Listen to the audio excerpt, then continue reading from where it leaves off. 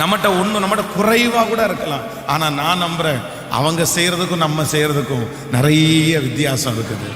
ஆண்டவர் நமக்கு செய்கிறது பர்ஃபெக்டாக செய்வார். கொஞ்சத்தை கொண்டாகிலும் அநேகத்தை கொண்டாகிலும் கர்த்தருக்கு ரட்சிப்பதற்கு தடையே இல்லை. அதனால் நீங்கள் இந்த 21 நாட்களும் எப்படியாவது தவறாமல் இதில் எப்படியாவது அட்டன் பண்ணிடுங்க. இது ஒரு பெரிய ஜெபம். இந்த ஜெபத்துக்கு உடனே டக்கு டக்கு டக்குன்னு அவ்வளோதான், இன்றைக்கி நம்ம ஜெபம் பண்ணிட்டோம், இன்றைக்கி வாக்குத்தத்தத்தை கேட்டுட்டோம், நாளைக்கே அற்புதம் நடக்கணும் அப்படின்னலாம் நினைக்க வேண்டாம். ஏற்ற காலத்தில் கர்த்தர் உங்களுக்கு அதை செய்வார். உங்களுடைய ஜெபமெல்லாம் கர்த்தருடைய சமூகத்தில் தூபம் போல இருக்கும். இந்த தியாகமெல்லாம் தூக்கத்தை வெறுத்து இந்த மாதிரி டைமை ஒதுக்கி ஜெபிக்கிறதெல்லாம் கர்த்தர் கணக்கு வைக்கிறவர். ஆண்டவருடைய கணக்கை மட்டும் யாரும் மாற்றவே முடியாது. எல்லாத்துக்கும் பர்ஃபெக்ட் கணக்கு இருக்குது. நம்ம ஊழியம் செய்தால் அதுக்கு ஒரு கணக்கு வச்சிருக்கிறாரு, கூட்டும் போது அதுக்கு ஒரு கணக்கு வச்சிருக்கிறாரு. பரலோகம் கணக்கில் தவறவே தவறாது.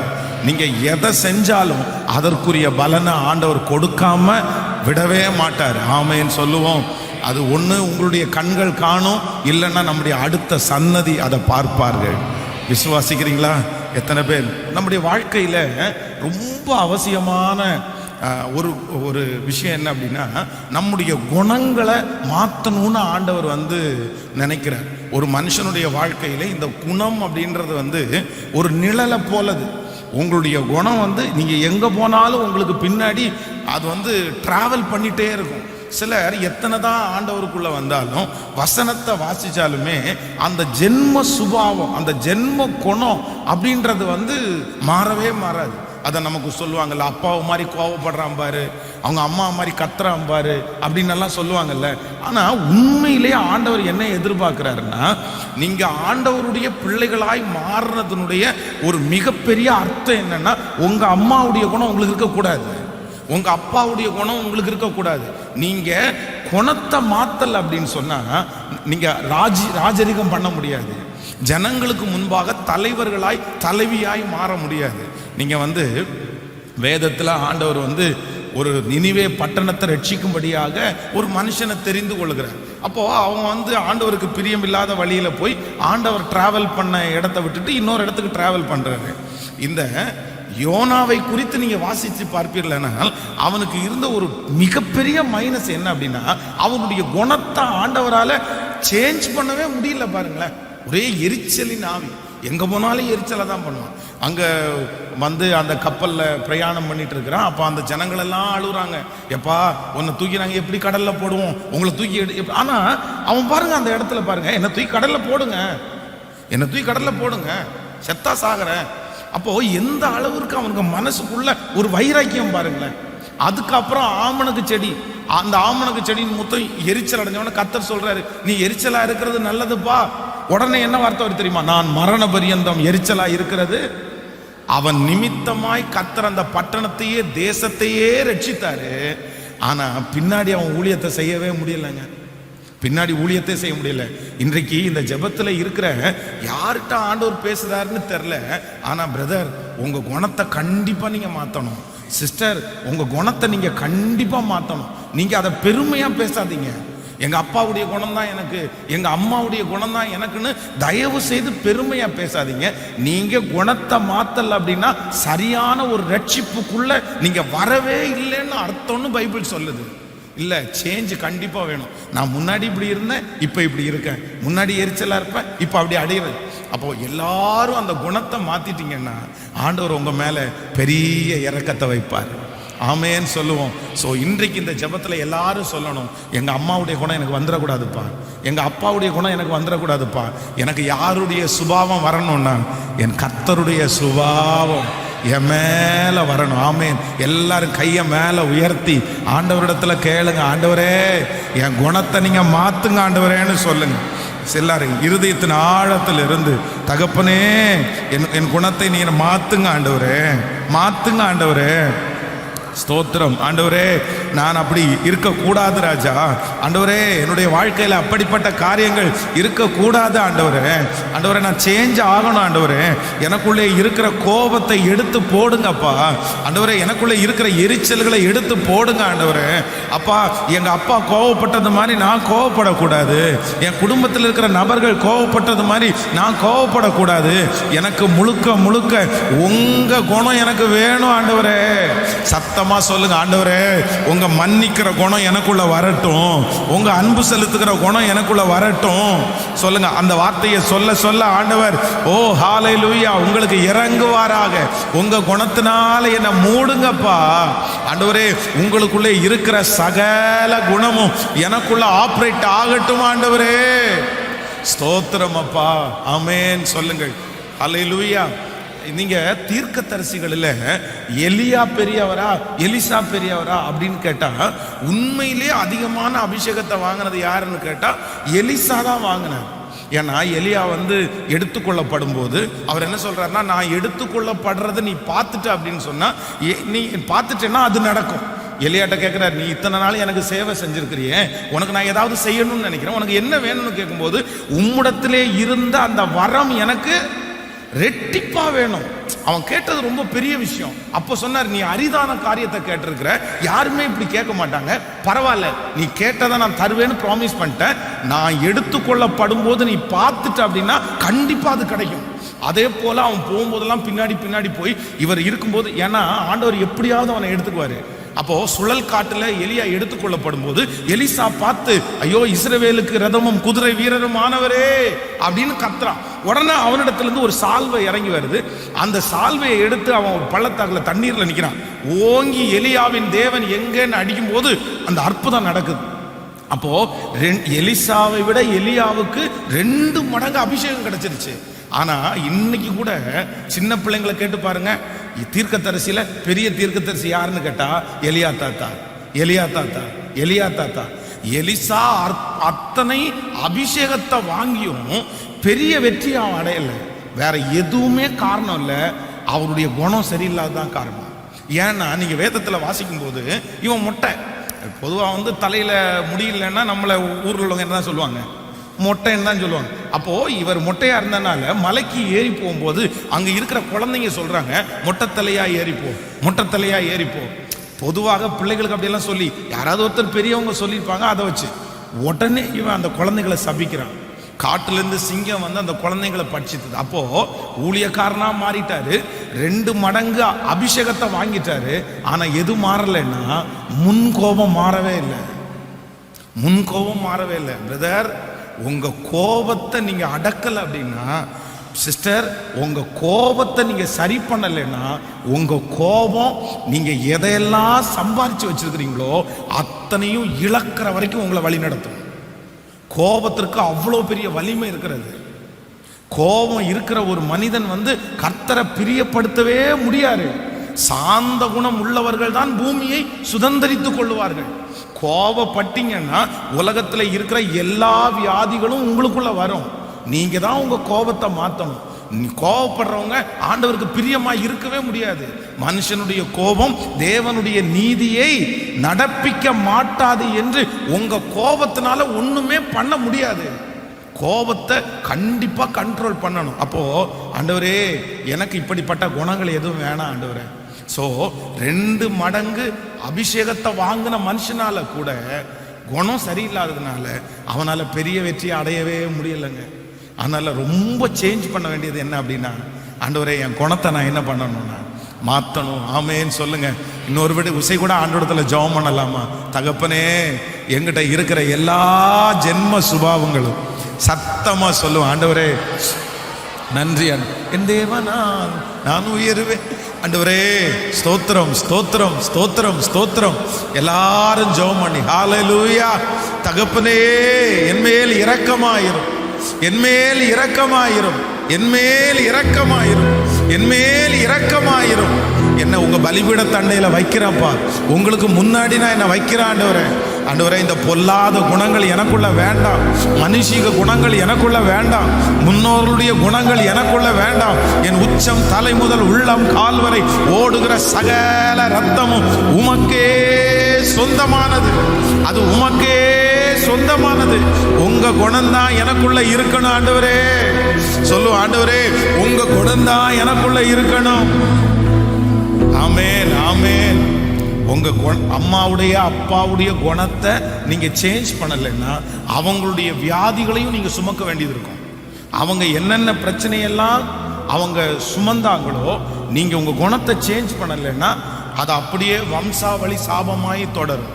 நீங்க சொல்லணும், இல்லை எங்க அம்மா எங்க அப்பாவுடைய ரத்தம் அல்ல, எனக்குள்ளே ஓடுகிறது இயேசு கிறிஸ்துவனுடைய ரத்தம், இயேசு கிறிஸ்துவனுடைய ரத்தம். ஆமென். அந்த ஒரு வரிகளை மட்டும் நல்ல கரங்களை தட்டி பாடி, என் தேவனால் நான் உயருவேன், என் தேவனால் நான் வளருவேன், நிச்சயம் நடக்கும், நிச்சயம் நடக்கும். சுற்றியுள்ள கண்கள் அதை காணும், கரங்கள் எல்லாம் ஹல்லேலூயா.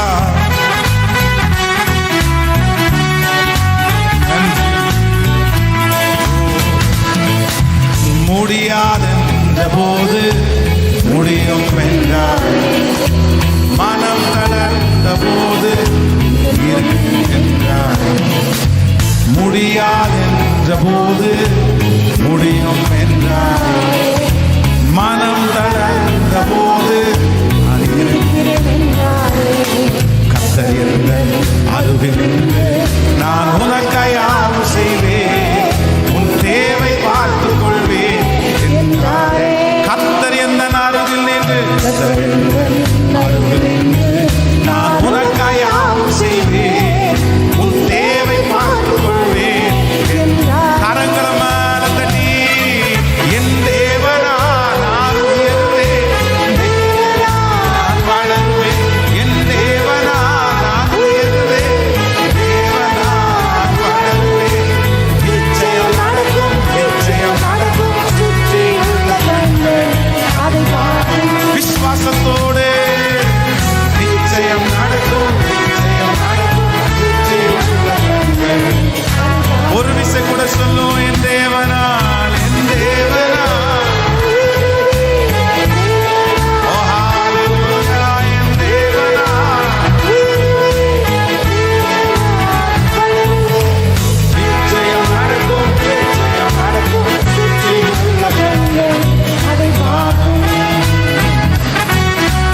நிச்சயம் நடக்கும், நிச்சயம் நடக்கும்.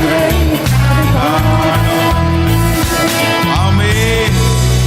நீங்களும் நானும் தேவனால் வளரப் போகிறோம். சொல்லுங்க, சத்தமாய் சொல்லுங்க, தேவனால் உயரப் போகிறோம். நீங்க ஆண்டவரால உயர போறீங்க, நீங்க ஆண்டவரால வளர போறீங்க. உங்க திறமையினால நீங்க வளரல, உங்களுடைய அம்மா அப்பாவுடைய ஆசீர்வாதத்தினால நீங்க வளரல, உங்களுடைய ஞானத்தினால நீங்க வளரல.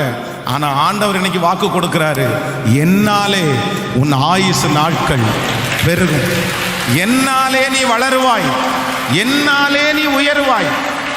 ஆமென். நமக்கு ஒரு பெரிய பின்பலம் ஒன்று இருக்குது, அது யாருன்னா இயேசு.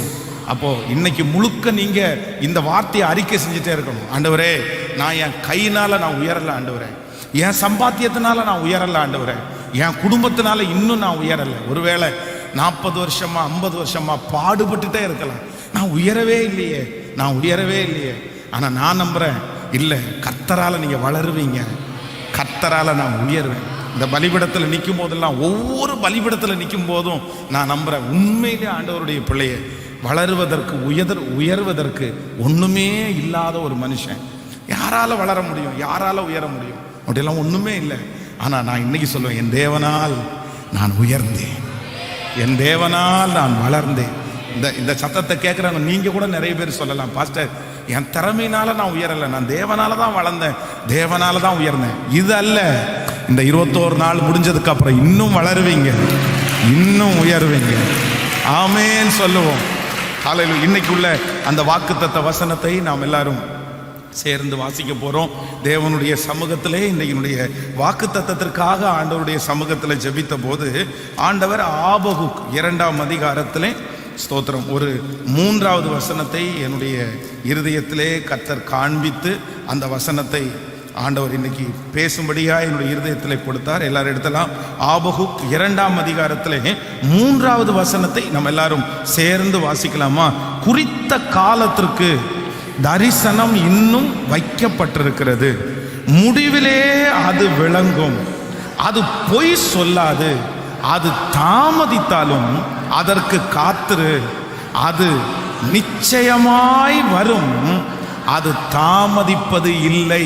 இன்னொரு விஷயம் கூட வாசிக்கலாம். குறித்த காலத்திற்கு தரிசனம் இன்னும் வைக்கப்பட்டிருக்கிறது, முடிவிலே அது விளங்கும், அது பொய் சொல்லாது, அது தாமதித்தாலும் அதற்கு காத்திரு, அது நிச்சயமாய் வரும், அது தாமதிப்பது இல்லை. ஆமென்.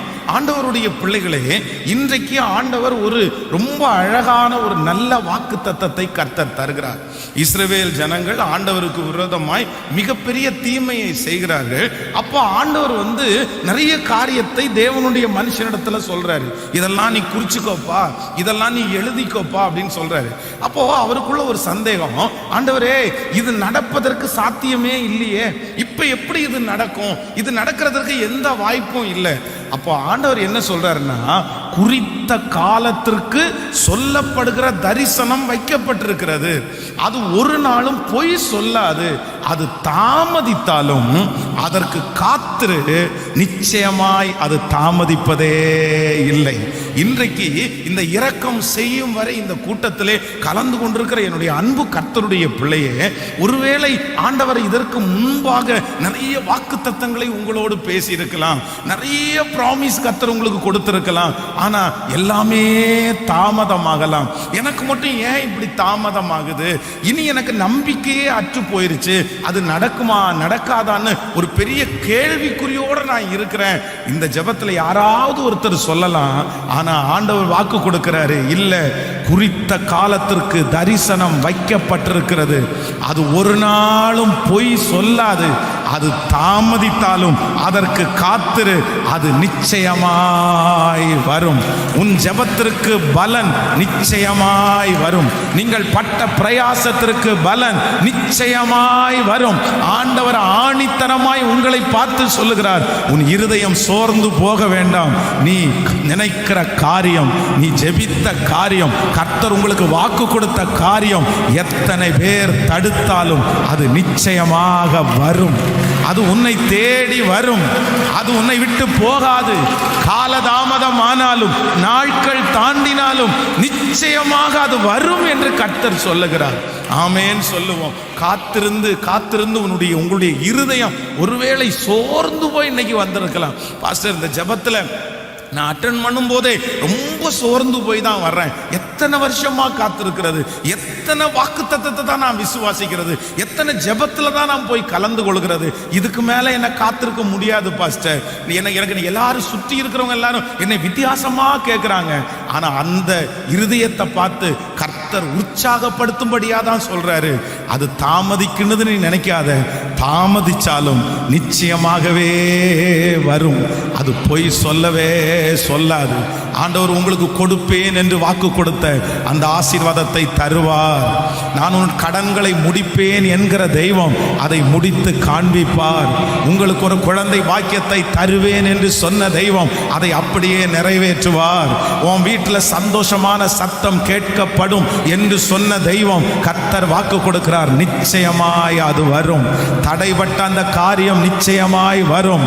ஹல்லேலூயா. எதிர்பார்த்துட்டு இருக்கிற அந்த காரியம் நிச்சயமாய் வரும். இதுவரையிலையும் வராத நிறைய மனிதர்களால் தடை பண்ணப்பட்டிருக்கிறது. எகிப்தின் சம்பாத்தியம், எத்தியோப்பியாவின் வர்த்தக லாபம், நெடிய ஆட்களாகிய சபையரின் வர்த்தக லாபம் தாண்டி உன்னிடத்திற்கு வந்து உன்னுடையதாகும். கைகளை மேல உயர்த்தி எல்லாரும் சொல்லுங்க, நான் விசுவாசிக்கிறேன் ஆண்டவரே. முழு பலத்தோடு கூட சொல்லுங்க, ஹல்லேலூயா. அது நிச்சயம் வரும், அது தாமதிப்பது இல்லை. இதுக்கு மேல அது தாமதமா இராது. இந்த 21 நாள் ஜெபத்திற்கு பிறகு அது தாமதமா இராது. இந்த வாக்குத்தத்தம் எனக்காகத்தான், என் பிள்ளைக்காக நான் காத்திருக்கிறது வரும். என் எதிர்காலத்திற்காய் நான் காத்திருக்கிறது வரும். நான் காற்றை காணப்போவதில்லை, மழையை பார்க்க போவதில்லை. ஆனால் கர்த்தர் எனக்கு முன்குறித்தது என்னை தேடி வரும், தேடி வரும். ஓ ஹல்லேலூயா! கர்த்தரே அதை எனக்கு, ஆண்டவரே அதை எனக்கு செய்ய போகிறார். எத்தனை பேர் ஆமோதிக்கிறீர்கள்? நீங்கள் ஆதியாகமத்திலே ஆபிரகாமனுடைய வாழ்க்கையை எடுத்து வாசிப்பீர்களே, ஆனால் வேதம் சொல்லுகிறது ஆண்டவர் அவனுக்கு ஒரு குழந்தை தருவேன் என்று கர்த்தர் வாக்கு கொடுக்கிறார். ஆனால் ரொம்ப நாள் தாண்டிருச்சு. ஆண்டவர் வாக்கு கொடுத்து 25 ஆண்டுகள் தாண்டினது. அப்பதான் ஆண்டவரிடத்துல என்ன சொல்றான்னா, ஆண்டவரே என் மனைவி ஆகிய சாராள் 90 வயசு ஆயிடுச்சு ஆண்டவரே, எனக்கு 100 வயதாகிறதப்பா. 90 வயதான அந்த அம்மா 100 வயதான எனக்கு அப்படி ஒரு பாக்கியம் கிடைக்குமா? கண்டிப்பா கிடைக்காது ஆண்டவரே. அதனால இஸ்மவேல் உமக்கு முன்பாய் பிழைப்பானாக, என்னுடைய அந்த வேலைக்காரனுடைய பிள்ளை உமக்கு முன்பாக பிழைக்கட்டும். எனக்கு கிடைக்காது, எனக்கு அந்த நம்பிக்கை இல்லை.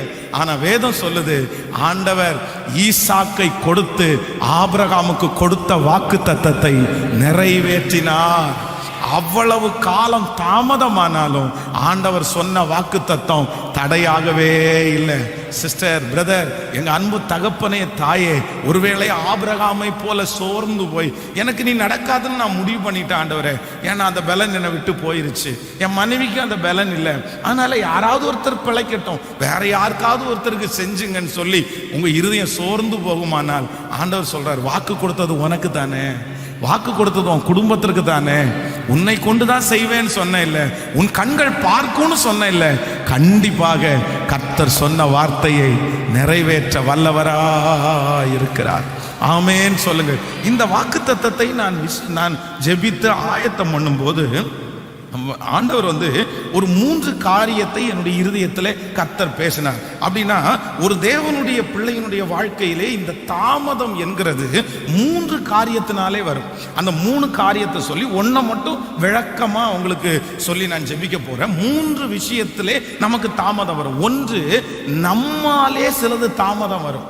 சில ஆசீர்வாதங்கள் யாரால தாமதம் வரும்னா நம்மால தான் தாமதம் வரும். நம்ம ஜெபிப்போம், நம்ம அதற்காக முயற்சி எடுப்போம், ஆனா நம்முடைய இஷ்டம்னு ஒண்ணு இருக்கும், நம்முடைய விருப்பம்னு ஒண்ணு இருக்கும். நம்ம என்ன பண்ணுவோம்னா வருகிற ஆசீர்வாதத்தை கர்த்தர் கொடுத்திருக்கிற நாளில் நம்ம நிறைய பேர் தடை பண்ணுவோம்.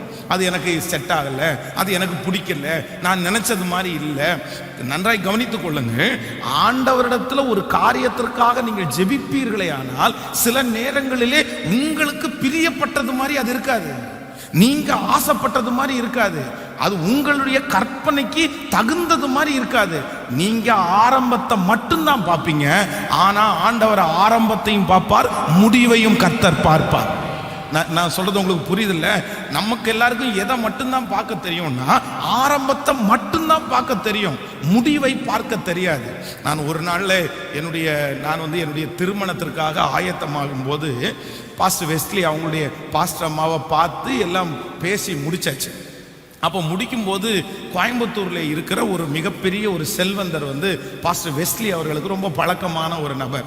அப்போ அவர் எதேர்ச்சியா ஃபோன் பண்ணும்போது வெஸ்லி பாஸ்டர் ஷேர் பண்றாரு. என்ன ஷேர் பண்றாருன்னா, ஐயா உங்க ஊர்ல தான் நாங்க மாப்பிள்ளை பார்த்துருக்குறோம், உங்க ஊர்ல தான் ஒரு மாப்பிள்ளை. உடனே அவர் உற்சாகமா, பாஸ்டர் என்ன சொல்றீங்க, கோயம்புத்தூர்லையா, சொல்லுங்க யாரு அப்படின்னு கேட்ட உடனே ரத்தினபுரியில இந்த மாதிரி ஒரு சர்ச்சுன்னு சொன்ன உடனே அவர் அடுத்த நிமிஷம் என்ன சொல்லியிருக்காருன்னா, ஐயோ பாஸ்டர் ரத்தினபுரியா, அங்க கொடுக்காதீங்க பாஸ்டர், அங்க கொடுக்க வேண்டாம், ரத்தினபுரியில கொடுக்க வேண்டாம், நீ என்ன இப்படி இது பண்றீங்க, அதெல்லாம் சரியாகாது.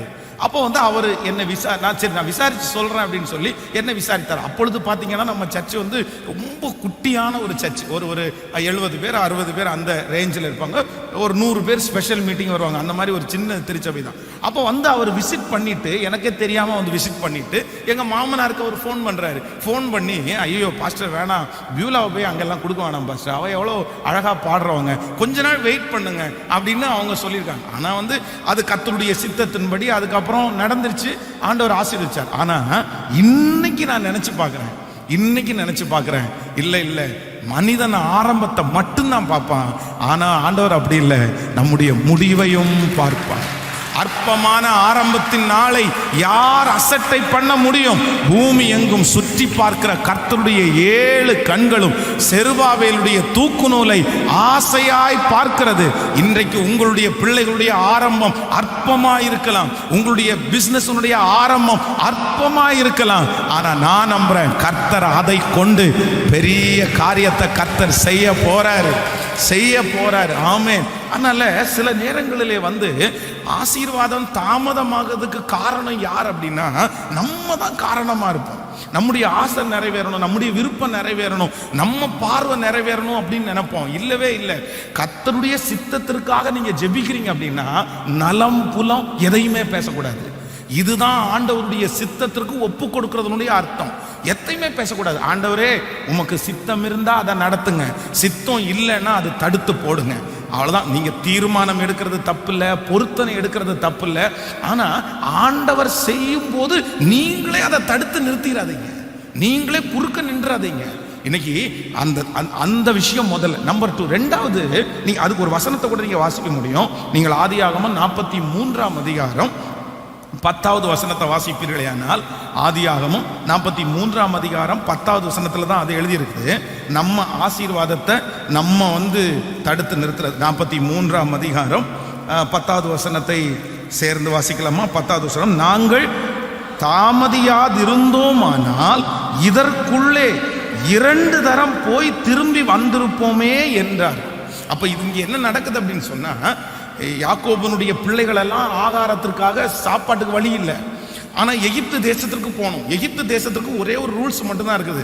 எகிப்து தேசத்திற்குள்ள நீ திரும்பி வரணும்னா என்னுடைய சகோதரனாகிய பென்யமீனை கூட்டிட்டு வராம நீ இங்க வரக்கூடாதுன்னு யோசேப்பு ஸ்ட்ரிக்டா தன்னுடைய சகோதரத்துல சொல்லியிருந்தாரு. இப்போ அப்பாட்ட கேட்கிறாரு, பென்யமீனை கூட்டிட்டு போனாதான் சாப்பாடு கிடைக்கும்னு சொல்றாங்கன்னு. அவங்க அப்பா என்ன சொல்றாருன்னா, ஏற்கனவே ஒரு பையனை நான் இழந்துட்டேன், இன்னொரு பையனை இழக்க மாட்டேன்னு சொல்லி அவரே தீர்மானம் பண்ணினதுனால அந்த 2 நாட்கள் தாமதமாகிறது. அப்போ நம்பர் 1, முதலாவது, நம்மால நம்முடைய ஆசீர்வாதம் என்ன ஆகக்கூடாதுன்னா தாமதமே ஆகக்கூடாது. எத்தனை பேர் ஆமோதிக்கிறீங்க? இன்னைக்கு ஃபர்ஸ்ட் நீங்க ஜெபிக்கணும், ஆண்டவரே என்னால தாமதமாகக்கூடாது, என்னால எந்த காரியம் தாமதமானாலும் எனக்கு அந்த ஞானத்தை கொடுங்க ஆண்டவரேன்னு கேளுங்க. கேட்கலாமா? கையை மேல உயர்த்தி அப்படியே ஜெபமா சத்தமா கேளுங்க. ஆண்டவரே என் பிள்ளைகளுக்கோ எனக்கோ எல்லாரும் ஜெபிங்க, என்னால அந்த காரியம் தாமதமாக கூடாது. நல்ல ஜெபம் பண்ணுங்க. ஏசப்பா, நான் தடுத்து நிற்க கூடாது, நான் குறுக்க நிற்க கூடாது. அப்பா ஸ்தோத்திரம் ஸ்தோத்திரம் ஸ்தோத்திரம், ஹல்லேலூயா. ஆண்டவரே ஒரு நாள் நான் அதுல குறுக்க நிக்க கூடாது. என் வாழ்க்கையிலே என் சித்தம் அல்ல, உங்க சித்தம் நிறைவேறட்டும் ஆண்டவரே. நான் எதையும் பேச மாட்டேன், நான் எதையும் விரும்ப மாட்டேன், உங்க கரத்துல கொடுத்துட்டு நான் அமைதியா இருப்பேன். நீர் எனக்காக செய்ய போகிறதற்காக ஸ்தோத்திரம். ஆமென் சொல்லுங்கள். சோ இந்த எண்ணம் ஆண்டவருடைய பிள்ளைக்கு எப்பவுமே இருக்கணும். ஆமென் சொல்லுங்கள். நீங்கள் ஆரம்பத்தை மட்டும் பார்க்க கூடாது, முடிவையும் பார்க்கணும். ஆமென். நம்பர் 2, ரெண்டாவது ஒரு வசனத்தை வாசிக்கலாம். தானியேல் 10ஆம் அதிகாரத்தை எடுத்துக்கொள்ளுங்கள். தானியேலின் தீர்க்க தரிசன புஸ்தகத்திலே 10வது அதிகாரத்திலே 12வது வசனத்தை நம்ம வாசிக்கலாமா? தானியேல் 10ஆம் அதிகாரம் 12வது வசனத்தை வாசிக்கும் போது, அப்பொழுது அவர் என்னை நோக்கி, தானியேலே பயப்படாதே, நீ அறிவை அடைகிறதற்கும் உன்னை சிறுமைப்படுத்துகிறதற்கும் உன் மனதை செலுத்தின நாள் முதல் துவங்கி உன் வார்த்தைகள் கேட்கப்பட்டது, உன் வார்த்தைகள் நிமித்தம் நான் வந்தேன். நீங்க இந்த இடத்துல இந்த அதிகாரத்தை முழுவதும் வாசிக்கும் போது வேதம் சொல்லுது, யார் தடுக்கிறா அப்படின்னா, இப்ப தானியேல் ஜெபம் பண்றாரு, ஆண்டவரிடத்திலிருந்து பரலோகத்திலிருந்து பதில் புறப்பட்டுருச்சு. ஆனா அந்த பதில் பூமிக்கு சேராதபடி பிசாசு இடையிலே அதை தாமதம் பண்றான். கவனிங்க, ஃபர்ஸ்ட் யார் தாமதம் பண்றது? நம்முடைய ஆசீர்வாதம் எதனால தாமதமாகும்? நம்மால தாமதமாகும். நம்பர் 2, ரெண்டாவது, சில ஆசீர்வாதங்களை யாரு தாமதம் பண்ணதாமா இந்த இடத்துல? உடனே நீங்க கேட்கலாம், ஆண்டவர் தானே அனுப்புனாரு, ஆண்டவர் அனுப்புன ஆசீர்வாதத்தை எப்படி அது பிசாசு தடை பண்ண முடியும்? எப்படி அவன் தாமதம் பண்ண முடியும்? ஆனா நீங்க ஒண்ணு நல்லா புரிஞ்சுக்கணும், இந்த அதிகாரத்தில் நீங்கள் வாசிப்பீர்களே ஆனால் இந்த வாக்கு தத்தம் உடனே ஆண்டவர் கொடுத்த பதில் உடனே நிறைவேற வேண்டிய அவசியம் இல்லை. இன்னும் கொஞ்சம் டைம் இருக்குது. இன்னும் கொஞ்சம் காலம் இருக்குது. அதனால தான் ஆண்டவர் சத்ரு தாமதம் பண்ணும் போது கூட அனுமதிச்சாங்க. கவனிங்க, சில நேரங்களிலே நம்முடைய ஆசீர்வாதங்களை பிசாசு தடை பண்ணி தாமதப்படுத்துறாருன்னா உங்க இருதயம் கலங்க வேண்டாம். ஆண்டவர் அந்த டைமுக்கு அது நிறைவேற வேண்டாம், அதுக்கு இன்னும் டைம் இருக்குப்பா, அதனால அவன் கையில கொடுத்துருக்கிறேன். நம்பர் 2, ரெண்டாவது, அந்த ஆசீர்வாதம் நிறைவேறுவதற்கு இன்னும் தானியேல் நிறைய ஜெபிக்க வேண்டியது இருக்குது. அவனை ஜெபிக்க வைக்கணும். அப்போ நம்முடைய ஆசீர்வாதங்கள் சத்துரு தடை பண்ணுகிறான் அப்படின்னா நான் நம்புறேன் இன்னும் அது நிறைவேறுவதற்கு காலம் இப்ப அவசரமா உங்களுக்கு அவசியம் இல்லை. நம்பர் 2, ரெண்டாவது, இன்னும் நீங்க ஆயத்தப்பட்டு அதற்காக ஜெபிக்க வேண்டியது இருக்கு. ஆக மொத்தத்துல கர்த்தருடைய அனுமதி இல்லாமல் கர்த்தர் உங்களுக்கு கொடுக்கிற ஆசீர்வாதத்தை சத்துருவினால தாமதம் பண்ண முடியாது. எத்தனை பேர் ஆமோதிக்கிறீங்க? யாருமே தடுக்க முடியாது. நான் சொல்றேன், பிசாசே தடுக்க முடியாது. அப்ப ஏன் கர்த்தர் தடுப்பாரு? அப்ப ஏன் மனுஷன் தடுக்க முடியும்? ஆமேன்னு சொல்லுங்கள். கடந்த நாட்களிலே ஒரு ரொம்ப ஆச்சரியமான ஒரு சாட்சி. அப்படின்னா ஒரு அம்மா தன்னுடைய பிள்ளைய வீட்டில், அம்மாவும் ஒரு சின்ன பையனும் ரொம்ப காட்டுக்குள்ளே இருக்காங்க. அப்போ அந்த பிள்ளைக்கு மெடிசன் தேவைப்படுது. உடனே இந்த அம்மா நான் உனக்கு மெடிசன் வாங்கிட்டு வரேன், நீ பத்திரமா இருன்னு சொல்லி தன்னுடைய காரில் மெடிசன் வாங்க போனாங்க. போனவங்க என்ன பண்ணிட்டாங்கன்னா, இந்த காருக்குள்ள கீயை வச்சுட்டு போய் மெடிசன் வாங்கிட்டு திரும்பி வந்தா கார் உள்ள சாவி மாட்டிக்கிச்சு. என்ன பண்றேன்னே தெரியல. தன்னுடைய பிள்ளைக்கு ஃபோன் பண்றாங்க, நீ தனியா இரு, பயப்படாத, ஏசப்பா அவன் கூட இருக்கிறாரு. உடனே அந்த பிள்ளை சொல்லிச்சாமா, பக்கத்துல எங்கேயாவது இந்த துணிக்கு காயப்படுற இந்த ஹேங்கர் மாதிரி இருந்துச்சுன்னா அதை வாங்கிட்டு உள்ள இந்த மாதிரி விட்டு அதில் சாவியை ஓப்பன் பண்ணலான்னு யூடியூப்பில் பார்த்தம்மா, நீ வேணா அப்படி ட்ரை பண்ணலாமே அப்படின்னு கேட்டேன். உடனே இந்த அம்மா போய் ஒரு ஹேங்கர் வாங்கிட்டு அதை ட்ரை பண்ணி பார்த்துருக்காங்க. ஆனால் அது திறக்கவே இல்லை. அப்போ ஒருத்தர் ரோட்டில் நடந்து போனாராம்மா.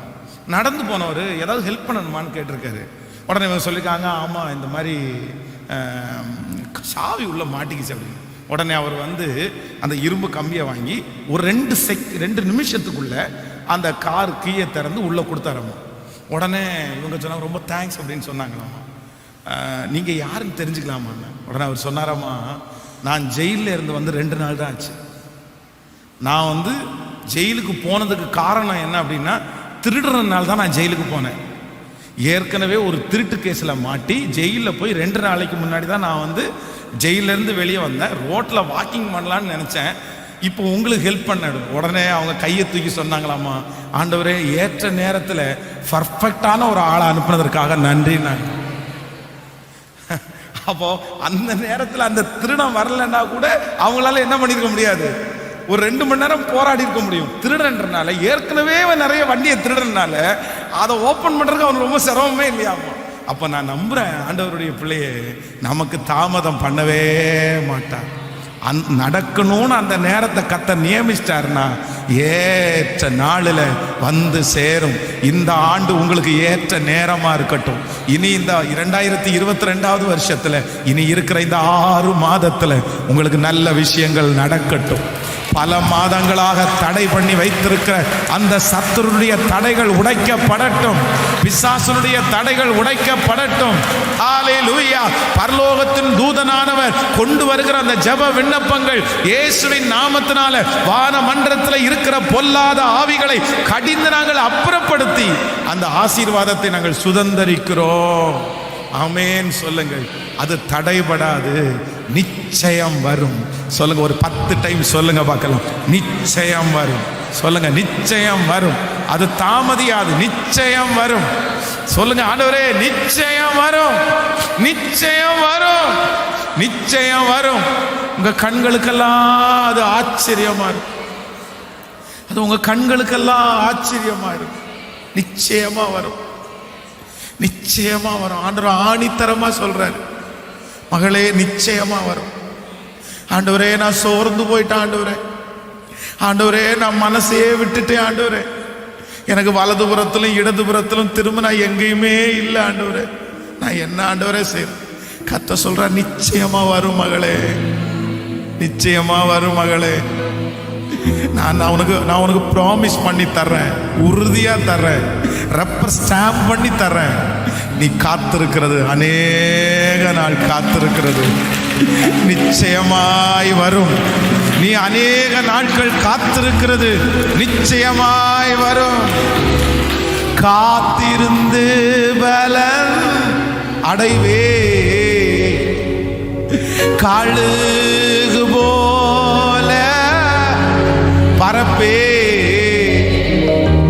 காகத்தின் வம்சம் நான் அல்ல, சிங்கத்தின் குட்டிதானே. சொல்லுங்க எல்லாரும், காத்திருந்து. அப்பா, பாட பாட அந்த அபிஷேகம் கட்டவிழ்க்கப்படட்டும். போதாண்டவரே, காகத்தின் வம்சம் நான் அல்ல, சிங்கத்தின் குட்டிதானே. கைகளை உயர்த்தி எல்லாரும் சொல்லுவோம், இயேசுவே இயேசுவே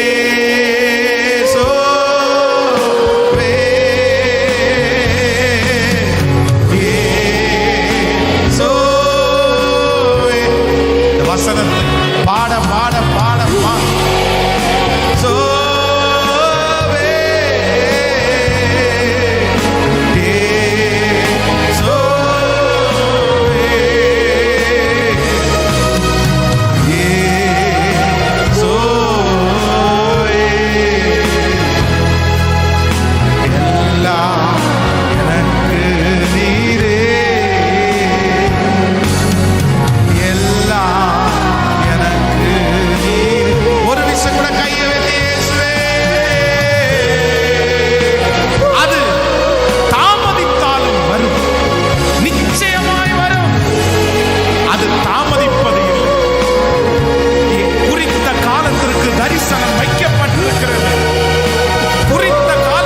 தரிசனம் வைக்கப்பட்டிருக்கிறது. முடிவிலே அது விளங்கும். அது தாமதியாது. குறித்த காலத்தில் நிச்சயமாய் வரும். அப்பா வா.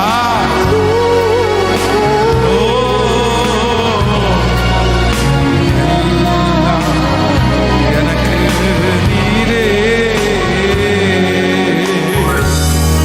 ஆமென். சத்ரு தடுக்க முடியாது, பிசாசு தடுக்க முடியாது. நம்ம ஆண்டவர் தான் பெரியவர். கர்த்தரை அனுமதிச்சிருக்கிறதுனால அவன் தடுத்து வச்சிருக்கிறான். அவன் தடுத்து வைக்கும்போது உங்களுக்கு கரெக்டான டைமுக்கு தேவைன்னா அவன் தடைகளை உடைத்து கொண்டு வந்து கொடுத்துருவாரு. ஆனால் அவன் கையில் கொஞ்ச நாள் கொடுத்து வச்சிருக்கிறதுக்கு காரணம் என்னன்னா, என் பிள்ளைக்கு இன்னும் கொஞ்சம் நேரம் இருக்குது. ஆமென். நிச்சயம் வரும். ஸோ நம்பர் 1, முதலாவதாக நம்முடைய வாழ்க்கையில் ஏன் தாமதம் வருதுன்னா நம்மால சில தாமதம். நம்பர் 2, ரெண்டாவது சத்ரு சிலதை தடுத்து தாமதிக்கிறான். மூன்றாவது நம்முடைய வாழ்க்கையில் தாமதம் எதனால வருதுன்னா கர்த்தரே தாமதம் பண்றாரு. யார் தாமதம் பண்ணுவாராமா? ஆண்டவரே லேட் பண்ணுவார். சரி, ஆனா அந்த விஷயத்தை வாசிக்கும், அதை மட்டும் நான் விளக்கமாகி ஆண்டவர் ஏன் தாமதம் பண்ணுகிறார். வேதத்தில் வந்து புதிய ஏற்பாட்டில் ஆண்டவர் வந்து தன்னுடைய ஊழியத்தில் 3 பேருடைய வாழ்க்கையில் ஆண்டவர் டிலே பண்ணுவார், தாமதம் பண்ணுவார், லேட்டாக தான் செய்வார். அதை விளக்கமாக உங்களுக்கு சொல்லி உங்களுக்காக நான் ஜெபிக்க போகிறேன். வாசிக்கலாம். முதலாவதாக ஆண்டவர் ஏன் தாமதம் பண்ணுகிறார் அப்படின்றத யோவான் எழுதின சுவிசேஷம் 2ஆம் அதிகாரம் 9ஆம் அதிகாரத்தை நம்ம எடுத்துக்கொள்ளலாமா? எல்லாரும் எடுத்து வாசிக்க போகிறோம். யோவான் 2ஆம் அதிகாரத்தில் 9வது வசனத்தை நம்ம வாசிக்க போகிறோம். 2ஆம் அதிகாரம் 9வது வசனத்தை வாசிக்கலாம். அந்த திராட்சரசம் எங்கே இருந்து வந்தது என்று தண்ணீரை மொண்ட வேலைக்காரருக்கு தெரிந்ததே அன்றி பந்தி விசாரிப்புக்காரர்களுக்கு தெரியாததினால் அவர் திராட்சரசமாய் மாறின தண்ணீரை ருசி பார்த்தபோது மணவாளனை அழைத்து, எந்த மனுஷனும் முன்பு நல்ல திராட்சரசத்தை கொடுத்து ஜனங்கள் திருப்தி அடைந்த பின்பு ருசி குறைந்ததை கொடுப்பான், நீரோ நல்ல ரசத்தை இதுவரைக்கும் வைத்திருந்தீரே என்றார். நீரோ நல்ல ரசத்தை இதுவரைக்கும் வைத்திருந்தீரே என்றார். கவனிங்க ஆண்டவருடைய பிள்ளைகளே, இந்த திருமண வீட்டிலே வந்து இந்த திருமண வீட்டில் நீங்க எல்லாருமே அறிந்திருக்கிறது, இயேசுவும் அவருடைய தாயும் அழைக்கப்பட்டார்கள். இப்ப திராட்சரசம் குறைந்து போகிறது. அப்போ மரியாளுக்கு ரொம்ப அவசரமா இருக்குது, அந்த வீட்டினுடைய உரிமையாளருக்கு ரொம்ப அவசரமா இருக்குது. பொதுவாக ஒரு ஃபங்க்ஷன் நடக்கும்போது அதுல ஏதாவது குறைஞ்சிருச்சு அப்படின்னு சொன்னா அந்த சமையலுக்கு வேலைக்கு நம்ம கூப்பிட்டுருக்கோம் வந்து கொஞ்சம் அசால்ட்டா இருப்பாங்கன்னு வைங்களேன். ஆனா யாருக்கு ரொம்ப அவசரமா இருக்கும்னா அந்த திருமணத்தை நடத்துகிற அதுல முக்கியமான நபருக்கு ரொம்ப அவசரமா இருக்கும். ஐயோ செய்யுங்கடா செய்யுங்கடா பண்ணுங்கடா, என்ன பண்றது, டைம் போயிட்டே இருக்குது, எல்லாரையும் உட்கார வச்சிட்டோம் அப்படின்னு. அப்போ அங்க இருக்கிற எல்லாருமே அவசரப்படுறாங்க. ஆனா ஆண்டவர் என்ன பண்றாருன்னா அமைதியா இருக்கிறாரு. ரொம்ப லேட். உடனே எல்லாரும் கேட்குறாங்க, ஆண்டவரே ஏன் அமைதியா இருக்கிறீங்க? உடனே மரியாள் வந்து நான் சொல்லதெல்லாம் சொல்லிட்டேன்ப்பா, ஆனா இயேசு வந்து ரொம்ப அமைதியா இருக்கிற மாதிரி நான் ஃபீல் பண்றேன். அவர் உங்களுக்கு என்ன சொல்லுகிறாரோ அதன்படி செய்யுங்கள். ஆனா ஆண்டவர் லேட் பண்றதுக்கு என்ன காரணம்னா முன்னாடி இருந்த ரசத்தை காட்டிலும் பின்னாடி கர்த்தர் ரொம்ப டேஸ்ட் உள்ளதா தந்தாராம். நம்பர் 1, முதலாவதாக ஆண்டவர் உங்க வாழ்க்கையில ஒரு காரியத்தை தாமதம் பண்றாருன்னா நான் நம்புறேன் ஆண்டவர் உங்களுக்கு பெஸ்டா தரப்போறாருன்னு அர்த்தம். பெஸ்டா தரப்போறாருன்னு அர்த்தம். விசுவாசிக்கிறீர்களா இல்லையா? நாங்கள் வந்து 2005 2005வது வருஷத்துல ரத்தனபுரியில அந்த ஊழியத்தை ஆரம்பித்து 2 வருடம் ஆகும்போது நம்முடைய திருச்சபையினுடைய எல்டர் ஐயா வந்து இப்ப இறந்து போயிட்டாங்க. அவங்க ரொம்ப ஆசைப்பட்டது என்ன அப்படின்னா அந்த சர்ச்சு வீட்டில் மாடியில் நின்று பக்கத்தில் வந்து ஒரு 20 சென்ட் இடம் இருந்துச்சு. அந்த இடத்துல ஓயாம கையை நீட்டி ஜெபம் பண்ணிட்டே இருப்பாங்க. அவங்களுக்கு ரொம்ப பிடிக்கும் அந்த இடம். இந்த இடத்துல ஒரு சர்ச்சு கட்டினா எப்படி இருக்கும், இந்த இடத்துல ஒரு சர்ச்சு. அந்த 20 சென்ட் இடம் அப்போ வந்து வெறுமையா எதுவுமே இல்லாமல் ஒரு சின்ன குடிசை மட்டும்தான் இருந்துச்சு. கை நீட்டி நீட்டி ஜெபம் பண்ணுவாங்க. இந்த இடம் திடீர்னு பார்த்தா அந்த இடத்த அவங்களே விற்க வேண்டிய சூழ்நிலை வந்து அங்கிருந்து ஷிஃப்ட் ஆகி போயிட்டோம். அதுக்கப்புறம் அவர் அந்த இடத்துக்காக ஜெபிக்கிறத அவங்க மறந்துட்டாங்க. ஆனா இன்னைக்கு நான் நம்புறேன், ஒருவேளை அந்த இடத்த நம்ம வாங்கியிருந்தோம்னா ஒரு சின்ன இடத்த தான் நம்ம பிளான் பண்ணியிருப்போம். ஆனா இன்று கர்த்தர் நம்மளை எப்படி கொண்டு வந்திருக்கிறாருன்னா விசாலமான இடத்துல. அப்போ ஆண்டவருடைய பிள்ளைய உங்க வாழ்க்கையில சில காரியத்தை நீங்க ஜெபம் பண்ணி கூட ஆண்டவர் தாமதம் பண்றதை நினைச்சு நீங்க வருத்தமே படாதீங்க. நான் கர்த்தருடைய ஊழியக்காரன், பலிபீடத்திலிருந்து உங்களுக்கு வாக்குத்தத்தத்தை சொல்றேன். கர்த்தர் உங்களுக்கு பெஸ்டா தான் செய்வாரு சிஸ்டர், பிரதர், உங்களுக்கு பெஸ்டா தான் செய்வாரு. உங்க பிள்ளைக்கு பெஸ்டா தான் நடக்கணும். எவ்வளவு தாமதம் ஆகுறதோ அவ்வளவு பெஸ்டா நம்புற ஆண்டவரேன்னு சொல்லுங்க. கர்த்தர் அழகா தருவார். அது ரொம்ப நல்லா நடக்கும். அது உங்களுக்கே ஆச்சரியமா இருக்கும், ஆச்சரியமா இருக்கும். கர்த்தர் உங்களுக்கு பர்ஃபெக்டா தரணும்னு நினைக்கிறாரு. ஆண்டவர் உங்களுக்கு சரியா தரணும்னு நினைக்கிறாரு. ஆமேன். இப்ப நான் நம்புறேன் ஆண்டவரே, அன்னைக்கு கொடுத்திருந்தா கூட நாங்க இவ்வளவு பெரிய சந்தோஷப்பட்டிருக்க மாட்டோம் ஆண்டவரே. ஆனா இன்னைக்கு அந்த காரியத்திற்காக முயற்சி எடுக்க பண்ணிடுறேன், ஜெபிக்க பண்றேன். நீர் எவ்வளவு நல்லவர். நான் மட்டுமல்ல, இந்த சத்தத்தை கேட்கிற எல்லாரும் நீங்க சாட்சி சொல்ல போறீங்க. இன்னைக்கு கலங்கி கொண்டிருக்கலாம் உங்களுடைய இருதயம். பாஸ்டர் இனி பெஸ்டா செஞ்சு என்னத்துக்கு பிரயோஜனம் அப்படின்னு கூட உங்களுடைய இருதயம் ஒருவேளை ரொம்ப உடைஞ்சு போயிருக்கலாம். 100வது வயசுல கர்த்தர் ஈசாக்கு கொடுத்த பிள்ளைய சுற்றி இருக்கிறவங்க எத்தனையோ பேர் அவங்கள பார்த்து சொல்லலாம், இனி உனக்கு பிள்ளை கொடுத்து எதுக்கு, நீ என்ன ஸ்டிக் பண்ண முடியும், நீ என்ன வளர்த்த முடியும் உங்க பிள்ளைய, நீ வயசாயிடுச்சு, உன் பிள்ளை உனக்கு சத்தத்துக்கு கீழ்ப்படியுமா, நீ உன் பிள்ளைய அடக்க முடியுமா, நல்ல பிள்ளையா வளர்த்த முடியுமா? ஆனா வேதம் சொல்லுது 100வது வயசுல கர்த்தர் தாமதமா கொடுத்த ஈசாக்கு ஆண்டவருக்கு ரொம்ப பிரியமானவன். அவன் வாலிபனா இருக்கான். இவங்க அப்பா 100 வயசா இருக்காரு. அவனை பலிபீடத்தின் மேல விறகு கட்டையில எடுத்து கட்டும் போது அந்த பிள்ளை எப்படி இருந்துச்சாமா? அமைதியா இருந்துச்சு. எந்த பிள்ளைங்க அமைதியா இருக்கும்? எந்த பிள்ளை அமைதியா இருக்கும்? ஆபிரகாமுடைய அதே விசுவாசம் யாருக்குள்ள இருந்துச்சுன்னா ஈசாக்குள்ள இருந்துச்சு. ஏசேக்கில் துரத்துனாங்க, சித்தனாவில் துரத்துனாங்க. ஆனா அவன் சொல்றான், நிச்சயமாய் கர்த்தர் உம்மோடு கூட இருக்கிறார் என்கிறதை. தாமதமாகி கொடுக்கிறது கர்த்தர். அது எல்லாராலையும் உதறி போட்டதெல்லாம் கொடுக்க மாட்டாரு. நீங்க ஏதோ யாராவது ஒருத்தர் சொல்லலாம், இவ்வளோ லேட் ஆயிடுச்சுன்னா உனக்கு எல்லாத்தையும் போட்டு கழிச்சு போட்டது தான் உனக்கு கிடைக்கும் அப்படின்னு சொல்லலாம். நான் நம்புறேன், இல்லவே இல்லை. உங்களுக்கு பெஸ்டா தான் கர்த்தர் தருவார். உங்களுக்கு பெஸ்டா தான் தருவார். உங்களுக்கு ஆண்டவர் கொடுக்க, உங்க சொந்தத்துல எல்லாருக்குமே வீடு கிடைச்சிருக்கலாம், உங்களுக்கு தாமதமாகல. நான் நம்புறேன் உங்களுக்கு கொடுக்கறத கர்த்தர் பெஸ்டா தான் கொடுக்க போறேன். உங்க கூட இருக்கிற எல்லாருக்குமே திருமணம் ஆயிருக்கலாம், ஆனா உங்களுக்கு திருமண தடையா இருக்கலாம். ஆனா நான் நம்புறேன், நான் ஆசைப்படுறேன், ஆண்டவர் உங்க ஃப்ரெண்ட்ஸ் எல்லாரை விட கர்த்தர் உங்களுக்கு பெஸ்டா தர போறார்.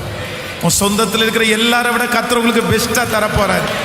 இயேசுவே, ஏசப்பா, இந்த வார்த்தை உமக்கு பிரியமா இருக்குமே ஆனால் நான் பிரசங்கம் பண்ணும் போதே, இந்த வார்த்தையை சொல்லிக் கொண்டே இருக்கும் போதே, இந்த சத்தத்தை எந்த பிள்ளை கேட்டாலும் அப்பா அப்பா அப்பா இறக்கும். வேலைக்காரனுடைய கண்கள் தங்கள் எஜமானின் கையை நோக்கி இருக்குமாறு போல எங்கள் தேவனாகிய கர்த்தர் எங்களுக்கு இரக்கம் செய்யும் வரை.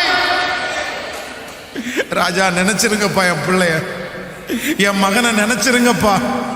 இதோ இந்த சத்தத்தை கண்ணீரோட கேட்டுட்டு ரொம்ப உடைஞ்சு போய் இதுதான் பாஸ்டர் நினைச்சிட்டே வந்தேன் நானு.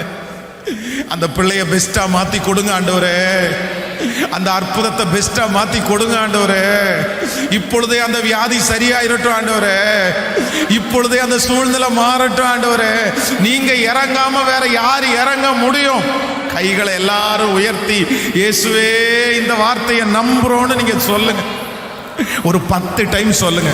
எனக்கு நீங்க பெஸ்டா தான் செய்ய போறீங்க, என் பிள்ளைக்கு நீங்க பெஸ்டா தான் செய்ய போறீங்க, என் குடும்பத்துக்கு நீங்க பெஸ்டா தான் செய்ய போறீங்க. சொல்லுங்க சொல்லுங்க சொல்லுங்க சொல்லுங்க சொல்லுங்க. அப்பா அப்பா அப்பா, அதுல ஒரு குறையும் இருக்காது, அதுல ஒரு குறையும் இருக்காது. எனக்கு நேர்த்தியா செய்ய போறீங்கப்பா, எனக்கு தாமதமாக ஆக நேர்த்தியா செய்ய போறீங்க ஆண்டவரே. செய்வீங்க ஆண்டவரே, செய்வீங்க. சொல்லுங்க, செய்வீங்க ஆண்டவரே. எனக்காக யாவையும் செய்பவரே,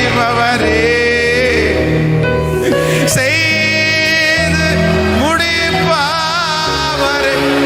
ஐயரே ஐயரே ஐயரே, எனக்கா. இந்த பாட்டு பாடும்போதே, இந்த பாட்டு பாடும்போதே ஒரு அற்புதம் நடக்காதா?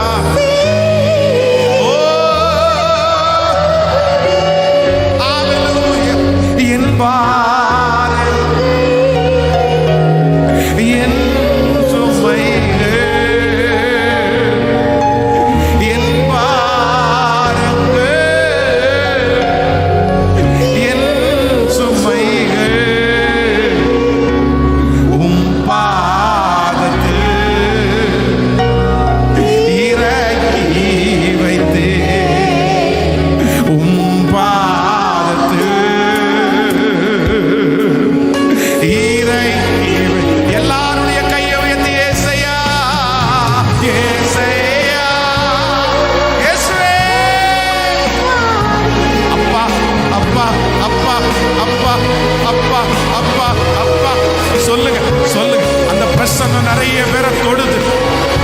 இயேசுவே, இயேசுவே, ரட்சகரே, மனம் இறங்க மாட்டீரோ?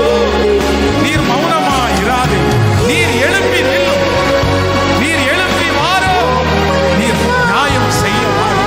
நீர் பொறுத்திருந்தது போதும், நீர் தாமதம் பண்ணினது போதும், வெயிட் பண்ணினது போதும். ஏசையா,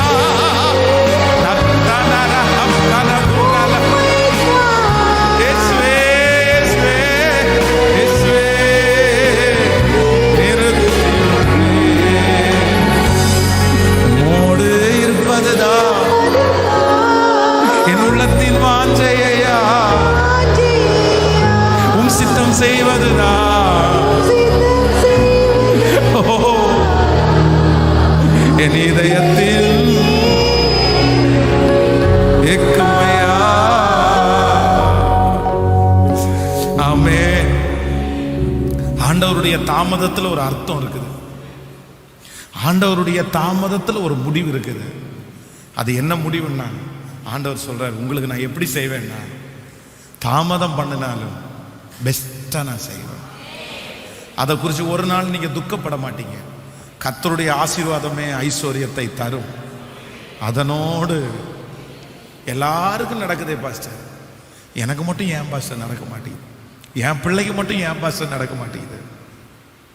இல்லை இல்லை, ஆண்டவர் ஒரு காலத்தை வச்சிருக்கிறாரு. உங்களுக்கு நேர்த்தியா கர்த்தர் செய்வார், உங்களுக்கு நேர்த்தியாய் செய்வார்.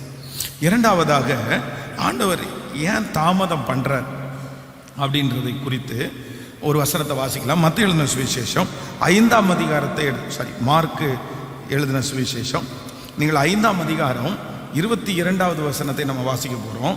5ஆம் அதிகாரம் 22வது வசனத்தை வாசிக்கலாமா? அப்பொழுது ஜெப ஆலய தலைவரில் ஒருவனாகிய யவீரு என்பவன் வந்து அவரை கண்டவுடனே அவர் பாதத்திலே விழுந்து, என் குமாரத்தி மரண அவஸ்தைப்படுகிறாள், அவள் ஆரோக்கியம் அடையும்படிக்கு நீர் வந்து அவள் மேல் உமது கையை வையும், அப்பொழுது பிழைப்பாள் என்று அவரை மிகவும் வேண்டிக் கொண்டார். அவர் அவனுடனே கூட போனால் திரளான ஜனங்கள் அவருக்கு பின் சென்று அவரை நெருங்கினார்கள். நல்லா கவனிங்க ஆண்டவருடைய பிள்ளைகளே, இந்த இடத்துல யவீரு என்கிற ஒரு தேவ மனுஷன், இவன் வந்து ரொம்ப தேவனோட நடக்கிற மனுஷன். இவனை குறித்து வேதம் சொல்கிறது ஜெப ஆலய தலைவர். அந்த நாட்களிலே ஒரு கூட்டம் ஆண்டவரை ஏற்றுக்கிட்டாலும் யூத ஜனங்களில் ஒரு கூட்டம் வந்து ஆண்டவரை சுத்தமா ஏத்துக்கல. அப்படின்னா ஸ்பிரிச்சுவலா இருக்கிறவங்க நிறைய பேர் வந்து ஆண்டவர் அந்த டைம்ல இயேசு கிறிஸ்துன்னு அவங்க ஏத்துக்கல. அந்த சூழ்நிலையிலே இந்த ஜெப ஆலய தலைவன் வந்து ஆண்டவருடைய பாதத்தில் விழுந்து அவரை ஏத்துக்கிறது என்கிறது ஒரு மிகப்பெரிய விஷயம், ரொம்ப ஒரு பெரிய விஷயம். ஆனா எல்லாத்தையும் விட்டுட்டு ஆண்டவரை நான் நம்புறேன் அப்படின்னு சொல்லி ஆண்டவருடைய பாதத்தில் வந்து, இந்த மாதிரி என் பொண்ணு ரொம்ப முடியாம இருக்கா, மரணம் நெருங்க போகுது, அதனால நீங்க வந்து கொஞ்சம் ரெடி பண்ணீங்கன்னா பரவாயில்லன்னு சொல்றேன். உடனே ஆண்டவர் சரி வாப்பா அப்படின்னு கிளம்புறாரு. அவர் வீட்டை விட்டு கிளம்புறாரு இல்லையோ, நிறைய பேர் அவருக்கு பின் சொல்ல ஆரம்பிச்சிட்டாங்க. ஸோ அப்படியே நடந்து வரும்போது அடுத்து என்ன வருது அப்படின்னா, பெரும்பாடுள்ள ஸ்திரீ. அது ஒரு பெரிய அற்புதம் அங்கே நடக்குது. அந்த பெரும்பாடுள்ள ஸ்திரீ வர்றாங்க, அவருடைய வஸ்திரத்தின் ஓரத்தை தொடுறாங்க, சுகம் அடையுது. உடனே ஆண்டவர் திரும்பி கேட்குறாரு, யார் என்ன தொட்டதுன்னு கேட்குறாரு. அதில் ஒரு பெரிய இதெல்லாம் நடந்துச்சு. இப்போ ஏற்கனவே அந்த பிள்ளை உடம்புல சீரியஸாக இருக்குது. இப்போ ஆண்டவர் கிளம்பிட்டாரு, ஆனால் இப்போ தாமதம் ஆயிடுச்சு. இந்த இந்த இந்த ஸ்திரீயால இடையில வந்த இந்த அவ்வளோ வியாதி உள்ள ஸ்திரீனால கொஞ்சம் டிலே ஆகுது. இப்போ நம்மளா இருந்தா நம்ம என்ன நினைப்போம் அப்படின்னா, இந்த மனுஷி காலம் முடிஞ்சிருச்சு, அவளுக்கு வயசாச்சு, என் பிள்ளை சின்ன பிள்ளை, வாழ வேண்டிய பிள்ளை, இவ இடையில குறுக்கே வந்து ஆண்டவரை தடுத்து நிறுத்தி இந்த மாதிரி ஒன்று ஆகி போச்சே. பல யோசனைகள். இப்போ அந்த ஆண்டவர் அந்த அற்புதத்தை செஞ்சு சரி வாப்பா போகலாம், இனி உங்க பிள்ளைய பார்க்க போகலான்னு போது அவனுடைய வீட்டில இருந்து கொஞ்சம் பேர் வராங்க, வந்து சொல்றாங்க, இனி போதகரை வருத்தப்படுத்த வேண்டாம், உன் பிள்ளை நம்மளா இருந்தா கூட சரி வரட்டும், அவரும் வந்து ஒரு ஜெபம் பண்ணிட்டு போடுன்னு சொல்லுவோம். சுத்தி இருக்கிறவங்க எல்லாருமே வந்து வர வேண்டாம். உடனே ஆண்டவர் அவனை பார்த்து சொல்றாரு, விசுவாசம் உள்ளவனாயிரு, விசுவாசம் உள்ளவனாயிரு, வா. திரும்பி போறாரு. அங்க போய் உள்ள பார்த்தா இவங்க வீட்டுக்கு போய் சேர்றதுக்குள்ளேயே சந்தடி பண்றவங்க வந்துட்டாங்க, அழுறவங்க வந்துட்டாங்க, பேண்டு மேளம் எல்லாமே வந்துருச்சு. அப்ப நான் என்ன நம்புறேன் அப்படின்னா, அங்க இருக்கிற சுத்தி இருக்கிற நிறைய பேர் இந்த குழந்தை கண்டிப்பா செத்துரும், இது உயிரோட வராதுன்னு எல்லாருமே முடிவெடுத்துட்டாங்க. வேதம் சொல்லுது, ஆண்டவர் போன உடனே எல்லாரையுமே வெளியே துரத்திட்டு அந்த பிள்ளைய இவங்க குடும்பத்தை மட்டும் உள்ள நிப்பாட்டி அந்த குழந்தைய உயிரோட எழுப்பினாரு. இந்த விஷயத்துல நான் என்ன கத்துக்கிட்டேன் அப்படின்னு சொன்னா, ஆண்டவர் சில விஷயத்தை நம்முடைய வாழ்க்கையில தாமதம் பண்றதுக்கு காரணம் மனுஷன் யார் அப்படின்னு கற்றுக் கொடுக்கிறது தான் கர்த்தர் தாமதம் பண்றார். ஆமேன்னு சொல்லுவோம். நான் நம்புறேன் அங்க இருந்த நிறைய பேரு இந்த புள்ள பொழைக்கணும்னு நினைக்கல. நீங்க அது தெளிவா வாசிங்கன்னா தெரியும். உள்ள போய் ஆண்டவர் அந்த புள்ளைய நான் எழுப்ப போறேன்னு சொன்ன உடனே அங்க இருக்கிற நிறைய பேர் சிரிச்சுட்டாங்களாம். ஒரு துக்க வீடு, ஒரு சின்ன பிள்ளை இறந்து போயிருக்கிறா, அந்த வீட்டில் அழுகிறதற்காக வந்தவங்க நான் அப்போ எல்லாரும் எதுல குறியா இருந்தாங்கன்னா, இந்த புள்ள செத்துரும், இந்த புள்ள இவனுக்கு கிடைக்காது, இந்த புள்ள எப்படி கிடைக்கும், பெரிய விஷயமா போய் இயேசுநாதரை கூட்டு வர போயிருக்கிறான், லேட் ஆகுது, கண்டிப்பா அது நடக்காது. அங்கேயே வழியிலே சொல்றாங்க, விட்டுருங்க, நீங்க எதுக்கு ட்ரை பண்றீங்க, வேண்டாம். நான் சொல்றேன், உங்களுக்கு தாமதமாகும் போது அப்பதான் மனுஷன் யாருன்னு நீங்க கற்றுக்கொள்ள முடியும். அதுக்கு முன்னாடி கற்றுக்க முடியாது.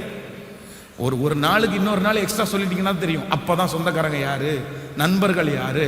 அப்போ நான் நம்புறேன், இந்த ஜெபத்துல இருக்கிற ஆண்டவருடைய பிள்ளையே, உங்களுக்கு தாமதம் ஆகிறது மனுஷன் யாருன்னு கற்றுக் கொடுக்கறது தான்.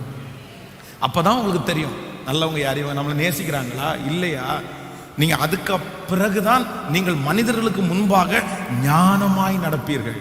அப்போ ஆண்டவருக்கு சொல்லுங்க, நீங்க எனக்கு தாமதம் பண்றதுல ஒரு அர்த்தம் இருக்கு ஆண்டவரே. நான் மனுஷன் யாருன்றத, அப்பா யாருன்றதை கண்டுபிடிப்போம், அம்மா யாருன்றது கண்டுபிடிப்போம். அப்பதான் தெரியும் இந்த உலகத்தில் உள்ள எந்த அன்புமே நிரந்தரம் இல்லை, இயேசு மட்டும்தான் எனக்கு நிரந்தரம். கர்த்தர் மட்டும்தான், ஆண்டவர் மட்டும்தான் எனக்கு நிரந்தரம்னு எனக்கு கற்றுக் கொடுத்தது. எதைத்தான் கற்றுக் கொடுத்தனா, தாமதம் தாங்க கற்றுக் கொடுத்துருச்சு. என் கூட எந்த மனுஷனும் நிற்க மாட்டான் அப்படின்றத எப்போ தெரிஞ்சுக்கிட்டேன்னா, தாமதம் தாங்க என் வாழ்க்கையில் அதை கற்றுக் கொடுத்துருச்சு. என் வாழ்க்கையில் எந்தெந்த காரியத்தை கர்த்தர் லேட் பண்ணி செஞ்சாரோ அந்த காரியம் எல்லாம் எனக்கு ஒன்றை கற்றுக் கொடுத்துருச்சு. மனுஷன் உன் கூட இருக்க முடியாது, மனுஷன் உனக்கு உதவி செய்ய மாட்டான், இந்த மனுஷனை நீ நம்பாதேன்னு கற்றுக் கொடுத்த பாடமே தாமதத்தில் வந்துருச்சு. அதனால உங்களுக்கும் கர்த்தர் தாமதம் பண்றாருன்னா, மனுஷன் யாருன்றத கர்த்தர் கற்றுக் கொடுக்கிறார். ஆமேன். உங்க முகத்துக்கு முன்னாடி நல்லா பேசலாம், ஆனா தாமதம் வந்ததுக்கு அப்புறம் தான் தெரியும் அவங்க என்ன உண்மையா பேசுறாங்கன்னு. ஆமேன் சொல்லுங்க, கையை உயர்த்தி சொல்லுங்க, மனுஷன் யாருன்றத நீங்க எங்களுக்கு கற்றுக் கொடுத்ததற்காக நன்றி ஆண்டவரே. எங்கள் தாமதத்தின் நிமித்தமாக தான் நீங்க கற்றுக் கொடுத்தீங்க. உண்மைன்னு சொல்றவங்க கையை உயர்த்தி, உண்மைதான் பாஸ்டர், நீங்க சொல்ற வார்த்தை உண்மை, கர்த்தருடைய வார்த்தை உண்மை. நான் தாமதமாகலைன்னா அந்த மனுஷனை நான் ரொம்ப நம்பியிருப்பேன் பாஸ்டர். நான் தாமதமாகலைன்னா அந்த மனுஷனுடைய காலுக்கு கீழே இருந்திருப்பேன் பாஸ்டர். ஆனா தாமதமானதுனால தான் இந்த மனுஷன் யாருன்றதை நான் கண்டுபிடிச்சேன். கையை உயர்த்தி, ஆண்டவரே, மனிதனை குறித்த ஆண்டவரே அந்த எண்ணத்தை, அந்த படிப்பனையை கர்த்தர் ஆண்டவரே ஸ்தோத்திரம் எனக்கு செய்ததற்காக நன்றி அப்பா, நன்றி அப்பா, நன்றி அப்பா, நன்றி அப்பா. நம்பர் 3, மூணாவது ஒரு காரியத்தை வேகமாய் வாசித்து நம்ம கடந்து போகலாம். யோவான் எழுதின சுவிசேஷத்திலே 11ஆம் அதிகாரத்தில் 11ஆம் அதிகாரம் 43வது வசனத்தை வாசிக்கலாமா? 11ஆம் அதிகாரம் நம்ம 43வது வசனத்தை சேர்ந்து வாசிக்கலாம். 43வது வசனம், இவைகளை சொன்ன பின்பு லாசருவே வெளியே வா என்று உரத்த சத்தமிட்டு கூப்பிட்டார். கவனிங்க, இந்த வசனத்தை ரொம்ப வாசிக்க வேண்டாம், நீங்க வீட்டில் போய் வாசிங்க. இங்க 3வது ஆண்டவர் புதிய பாட்டுல ஒரு இடத்துல தாமதமா போறாரு. எங்க தாமதமா போறாருன்னா, லாசரு மரித்து போனான். நீங்க அது 32வது வசனத்தை வாசிக்கும் போது வேதம் சொல்லுது, இயேசு இருந்த இடத்தில் மரியாள் அவரை கண்டவுடனே அவர் பாதத்தில் விழுந்து, ஆண்டவரே, நீர் இங்கே இருந்திருந்தீரேயானால் என் சகோதரன் மரித்திருக்க மாட்டான் என்றார். நீங்கள் 6வது வசனத்தை வாசிப்பீர்களேயானால் 6வது வசனம், அவன் வியாதியாய் இருக்கிறதாக அவர் கேள்விப்பட்ட போது தாம் இருந்த இடத்திலே பின்னும் 2 நாள் தங்கினார். அப்படின்னா அவன் வியாதியாய் இருக்கும் போதே நியூஸ் அவருக்கு வந்துருச்சு. அந்த நியூஸை கேட்டுட்டு 2 நாள் அங்க திரும்ப இருக்கிறாரு. எல்லாரும் போலான்றாங்க. நீங்க லாசரு ரொம்ப நேசிக்கிறீங்கல்ல, கிளம்பலாமான்னு கேட்குறாங்க. 2 days வெயிட் பண்றாரு. தாமதம் பண்ணி போறதுக்குள்ள இவன் மரித்து, அவங்க ஒரு ரொம்ப ப்ளஸ்ஸாக தான் எடுத்துக்கிட்டாங்க. சரி பரவாயில்ல, ஆண்டவர் பிஸியாக இருப்பார், நம்ம அடக்கம் பண்ணிடலன்னா அடக்கம் பண்ணிட்டாங்க. இப்போ மரிச்சு எத்தனை நாள் ஆச்சு அப்படின்னா 4 நாள் ஆயிடுச்சு. இயேசு அவனை எழுப்ப போகும்போது சுற்றி இருக்கிற எல்லாரும் சொல்கிறாங்க, இவ்வளவு லேட்டாக மரித்து 4 நாள் ஆயிடுச்சு, நாரும் இப்போ போய் எழுப்ப போறீங்க, இப்போ போய் எழுப்ப போறீங்க அப்படின்னா மனிதர்கள் எல்லாம் முடிஞ்சு அப்படின்ற சூழ்நிலைக்கு அடக்கம் பண்ணிட்டாங்க. அப்பதான் ஆண்டவர் சொல்றாரு, நான் தாமதம் வந்ததுக்கு ஒரு நோக்கம் உண்டு. இல்லை, மனுஷன் முடிஞ்சிச்சுன்னு சொன்னாலும் நான் ஒரு துவக்கத்தை வைக்கிறேன் என்கிறதை நிரூபிக்கிறதற்காகத்தான் கர்த்தர் லேட்டா வந்தார். அங்க இருக்கிற எல்லாருடைய ஜனங்களுக்குள்ளேயும் ஒரு செத்த மனுஷனுடைய உயிர் 3 நாள் அந்த ஊர்லயே சுத்திட்டு இருக்குன்னு ஒரு நம்பிக்கை இருந்துச்சு. 4வது நாள் அது இருக்காது அப்படின்ற ஒரு ஐதீகம் இருந்துச்சு. ஆண்டவர் அதை எல்லாத்தையும் முறியடிச்சு, இல்லப்பா நீங்க அடக்கம் பண்ணிட்டீங்க, ஆனா என் இயேசு உயிரோடு எழுந்தார். இன்னைக்கு இந்த ஜெபத்தில் இந்த சத்தத்தை கேட்கிற ஆண்டவருடைய பிள்ளையே, நிறைய தாமதம் ஆறதுனால நீங்க நிறைய பேர் அடக்கமே பண்ணியிருக்கலாம். இனி அதை திறக்க முடியாது பாஸ்டர், இது அதை திறக்க முடியாது. உங்களை சுற்றி இருக்கிற சொந்தங்கள் நிறைய பேர் இனி நடக்காதுன்ற ஒரு முடிவுக்கு கல்லறையே கட்டி இருக்கலாம். ஆனா ஆண்டவர் வாக்கு கொடுக்கிறாரு, அவங்க யோசனையை முறியடிக்கிறதுக்காக தான், உங்க மேல அவங்க வச்சிருக்கிற யோசனையை முறியடிக்கிறதுக்காக தான் ஆண்டவர் ரொம்ப தாமதம் பண்ணுகிறார். ஹல்லேலூயா. உங்களை குறித்து அவங்க நினைக்கிற நினைவு பாழாய் போகும். அது நடக்காது, அது நடக்காது, அது நடக்காது. இனி அந்த பொண்ணை கல்யாணம் பண்ணி கொடுக்க மாட்டாங்க. இனி அவளுக்கு குழந்தை பாக்கியம் கிடைக்காது. இனி முன்னேறதுக்கு வழியே இல்லை. எல்லாரும் அடக்கம் பண்ணினாலும் இயேசு இன்னைக்கு வாக்கு கொடுக்கிறார், நான் தாமதமா வருவேன். அவங்க கண்களுக்கெல்லாம் ஆச்சரியமா, அவங்க கண்களுக்கெல்லாம் ஆச்சரியமா, சுற்றி இருக்கிறவங்க எல்லாம் பிரமிச்சு பார்க்கறாங்க. நாங்க நினைச்சு கூட பார்க்கலையே, இதுக்கு மேல லாசரு உயிரோட வருவான்ற நம்பிக்கை எங்களுக்கு யாருக்குமே இல்லையே, அங்க இருந்த ஒருத்தருக்கு கூட இல்லையே. ஆனா இயேசு தாமதம் பண்றதுல ஒரு பெரிய அர்த்தம். ஹல்லேலூயா. ஆண்டவர் வாக்கு கொடுக்கிறார், நிச்சயம் வரும், நிச்சயம் வரும். குறித்த காலத்திற்கு தரிசனம் வைக்கப்பட்டிருக்கிறது. உங்களுக்கு கொடுத்திருக்கிற வாக்குத்தத்தெல்லாம் குறிச்ச காலத்துக்கு வைக்கப்பட்டிருக்கிறது. அது தாமதித்தாலும் வரும், அது நிச்சயமாகவே வரும், அது தாமதியாது. எல்லாரும் எழுப்பி நிற்கலாம். அது தாமதியாது, அது தாமதியாது. காத்திரு, பொறுத்திரு, கர்த்தரையே நம்பிரு, அவரே காரியத்தை வாய்க்க பண்ணுவா. மகளே இதுவரைக்கும் காத்திருந்த, மகனே இதுவரைக்கும் காத்திருந்த, ஆண்டவர் ஒரு விஷயம் கூட இந்த இரக்கம் செய்யும் வரை கூட்டத்தில் சொல்றாரு, காத்திரு, நீ பொறுத்திரு, என்னையே நீ நம்பிரு, உன் காரியத்தை நான் வாய்க்க பண்ணுவேன். நிச்சயமா அது வரும், அது தாமதியாது, நிச்சயமா வரும், நிச்சயமா வரும். ஓ அல்லேலூயா. காத்திரு, பொறுத்திரு, கர்த்தரையே உன் காரியங்கள் வாய்க்க செய்வா. காத்திரு, பொறுத்திரு, நம்பிரு, காரியங்கள் வாய்க்க செய்வா. என் சார்பில் செயலாற்றுவா. இயேசு என் சார்பில். தேவனே நீர் மௌனமா இராதே, தேவனே நீர் சும்மா இராதே, தேவனே எழுந்து நில்லும். வருஷத்தின் நடுவிலே கர்த்தர் பூமியின் மேல் நின்றார், பார்த்தார். வருஷத்தின் நடுவிலே கர்த்தர் பூமியின் மேல் நின்றார், பார்த்தார். போதும்பா, தாமதம் போதும்பா, போதாண்டவரே போதும். இதுக்கு மேலேயும் என் பிள்ளைய அப்படி வச்சுக்காதீங்கப்பா.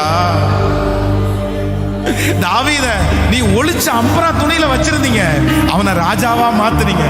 14 வருஷம் யோசேப்பை ஒளிச்சு வச்சிருந்தீங்க, அவனை ராஜாவா மாத்துனீங்க.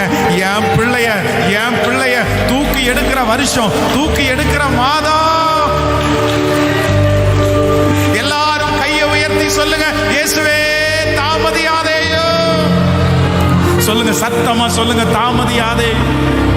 முழு பலத்தோடு சொல்லுங்க, இயேசுவே தாமதியாதேயோ, இயேசுவே சும்மா இராதேயோ, தாமதியாதேயோ. உன் வழியை கர்த்தருக்கு கொடுத்து விடு, அவரை நம்பிரு. உன் வழியை கர்த்தருக்கு கொடுத்து விடு, அவரை நம்பிரு. காரியங்கள் வாய்க்க செய்வா. என் சார்பில் செயலாற்றுவா. ஓ காரியங்கள் வாய்க்க செய்வா. இயேசுவே காத்திரு, காத்திரு, பொறுத்திரு, கர்த்தரை நம்பி காரியங்கள் வாய்க்க செய்வா.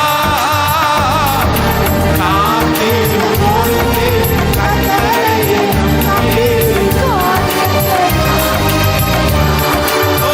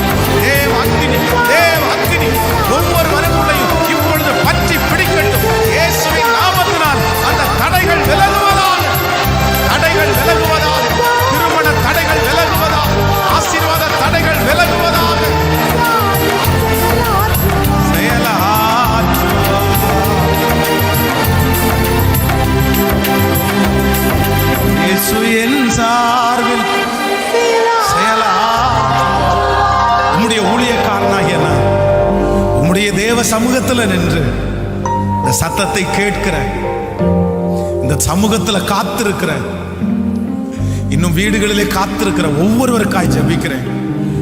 அப்பா அப்பா, இந்த 21 நாள் இரக்கம் செய்யும் வரை இந்த கூட்டம் முடியும் போது ஒவ்வொரு வாயும் 10 வருஷம் 20 வருஷம் 15 வருஷம் 18 வருஷம் எனக்கு இருந்த தடை எல்லாத்தையும் கர்த்தர் முறிச்சிட்டேன்.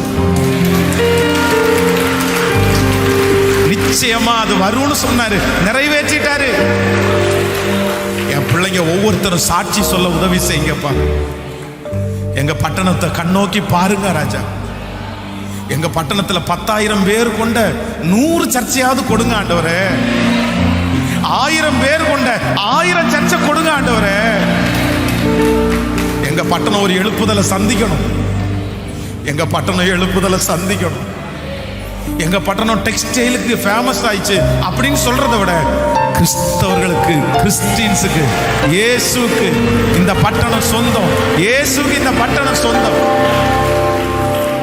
இந்த ஜெபத்தில் இருக்கிற ஒவ்வொருவரையும் மனதார ஆசீர்வதிக்கிறேன். எங்க திருச்சபைக்கு ஒரு சொந்த இடத்துக்காக நாங்க ஜெபிச்சுட்டு இருக்கிறது நமக்கு தெரியும்.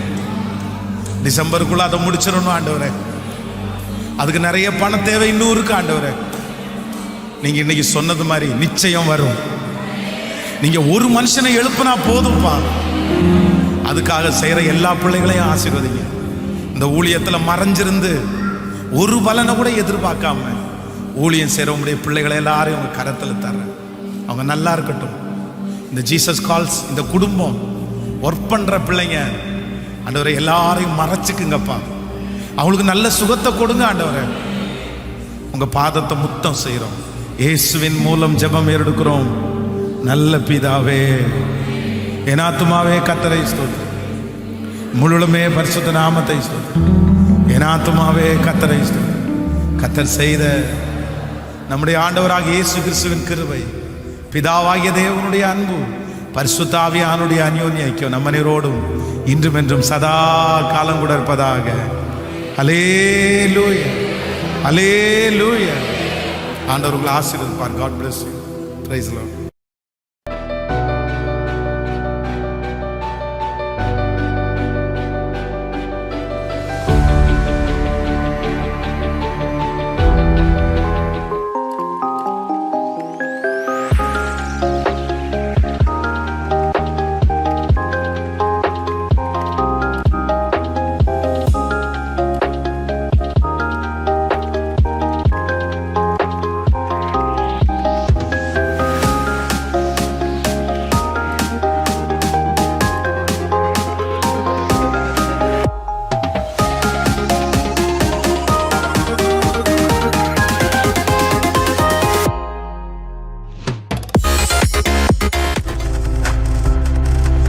நீங்கள் பார்த்துக் கொண்டிருப்பது உங்கள் ஜாய் டிவி. உங்கள் துக்கம் சந்தோஷமாய் மாறும்.